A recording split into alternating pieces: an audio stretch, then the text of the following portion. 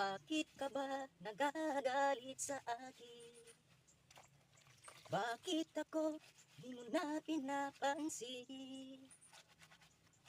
Kulang pa ba ang pagmamahal na ayaw ko sa'yo? Di mo lang alam, nasasaktan ako. Tinutupad ko naman ang mga pangako ko sa'yo. Kahit hirap na nga, ay nagtitiis ako. Mapagbigyan ka lang, ang lahat ay inaako ko. Ngunit bakit di mo pa rin pansin ito? Ako na nga lahat ang naglalakad, ako pa rin lagi ang namamansya.